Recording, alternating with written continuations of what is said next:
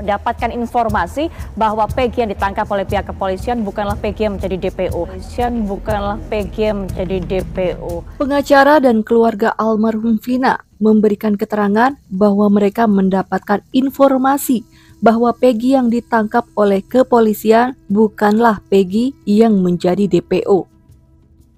Peggy Setiawan dilaporkan oleh ibu kosnya karena memiliki nama yang sama dengan salah satu tersangka pembunuh Vina. Usai penangkapan Peggy Setiawan oleh polisi dan fotonya terpampang, netizen memang banyak meragukan bahwa itu adalah Peggy yang asli. Pasalnya, banyak sekali ketidaksesuaian yang didapat dari keterangan-keterangan Peggy Setiawan yang tertangkap ini. Pembuktian lagi kekuatan luar biasa netizen ya. Dengan netizen maka kemudian ini menjadi terungkap. Pada yang sisi kedua adalah ini membuktikan perlunya koreksi secara serius ya tentang criminal justice system kita, sistem peradilan pidana terpadu, mulai dari penyidikan, penuntutan, persidangan sampai pemasyarakatan. Mestinya itu tidak terjadi kasus ini. Dan yang ketiga ini bagaimana menjadi satu catatan penting ya bahwa mengingatkan kembali kasus Inkankarta dulu. Karena betul kata Pak Susno tadi bahwa bukan polisi yang semuanya dipertaruhkan, tetapi kenyataannya adalah ujung tombaknya adalah bagaimana melakukan penyidikan. Oleh karena itu perlu ada perbaikan secara sungguh-sungguh, secara serius, bagaimana ke depan ini tidak terulang lagi. Dan yang kelima menurut saya jangan sampai pengungkapan fakta ini, DPO ini, itu justru nambah masalah baru, adanya salah tangkap. Pertama, netizen mempertanyakan kenapa Peggy Setiawan yang ditangkap tidak memiliki ciri-ciri yang sama dengan DPO yang bernama Peggy atau Egy alias Perong yang katanya memiliki rambut keriting, sedangkan yang ditangkap rambutnya lurus. Kedua, netizen juga sempat dikagetkan karena ternyata Peggy yang ditangkap itu ternyata hanya seorang buruh bangunan, sedangkan yang disangkakan selama ini, Peggy adalah anak dari salah satu orang berpengaruh di Indonesia ini, sehingga selama 8 tahun polisi kesulitan untuk menemukannya. Bahkan netizen pun berpikir saat kasus Vina ini sedang viral-viralnya dan ketiga DPO sedang gencar dicari-cari, kok bisa-bisanya Peggy Setiawan yang ditangkap kemarin dengan santainya malah bekerja jadi kuli bangunan. Ada kejanggalan dan ketidaksesuaian yang masih dipertanyakan hingga saat ini. Tertangkap dan mudah-mudahan benar. Nah, cara untuk membuktikannya benar gampang sekali. Kan ada DPO kan. Dari DPO itu pasti syarat utamanya kan ada identitas. Identitas itu menyangkut nama, alias, tempat tanggal lahir, dan sebagainya, termasuk BIN, nama orang tua, nama bapak, nama ibu harus ada. Nah, cocok nggak yang ini nama bapaknya sama nama bapak yang di DPO? Kemudian cocok nggak fotonya? Bagi polisi nggak sulit cari fotonya. Kan dia kan sudah waktu kejadian, sudah berumur dewasa kan. Berarti pasti ada sudah KTP. Tinggal cari di kelurahannya. KTP-nya ada, sidik jarinya ada, tinggal dicocokkan. Kalau sidik jarinya cocok, kemudian identitas lain cocok, ya berarti iya.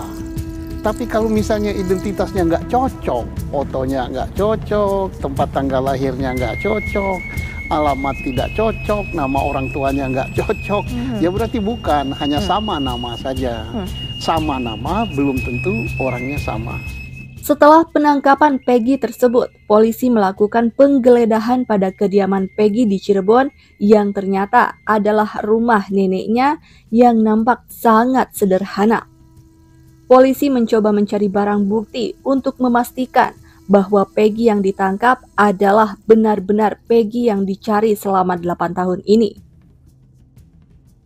Polisi pun berhasil mengamankan atau membawa sejumlah barang, namun karena sifatnya masih penyidikan, polisi belum bisa mengungkapkan barang bukti apa saja yang berhasil mereka bawa.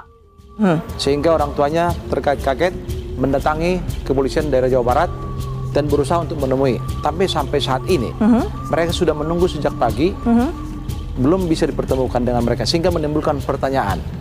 Ini hak daripada seseorang, terlepas katakanlah ada semacam kinerja daripada kepolisian yang berdasarkan hukum acara pidana, suka atau tidak suka, hak ini harus diberikan. jangan sampai dibungkam.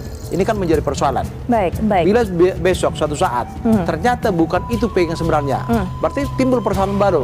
Haknya dia sudah terampas. Walaupun dalam sistem peradilan kita ada hak daripada kepolisian untuk satu kali membuktikan. Yang mengejutkan lagi, beberapa tetangga dari rumah tersangka Peggy yang tertangkap di Cirebon mengatakan Peggy tidak sedang berada di Cirebon saat kejadian 2016 silam. Salah satu tetangga kampungnya memberi keterangan bahwa Peggy yang ditangkap polisi ini adalah anak rantau yang jarang pulang ke Cirebon. Sekalipun pulang dari rantau, paling lama seminggu lalu pergi kembali merantau. Menurut tetangganya, Peggy Setiawan ini adalah anak yang baik dan jarang bergaul atau kumpul-kumpul bersama temannya. Dan menurut keterangan Ibu Melan tetangganya, pada saat kejadian 2016 lalu, Peggy posisinya tidak sedang berada di Cirebon, tapi di perantauan. Malah, Ibu Melan mengatakan bahwa Peggy sudah merantau dari sejak 2014 kurang lebih, ikut dengan ayahnya di Bandung. Tetangganya juga meragukan kalau Peggy Setiawan bergaul dengan geng motor.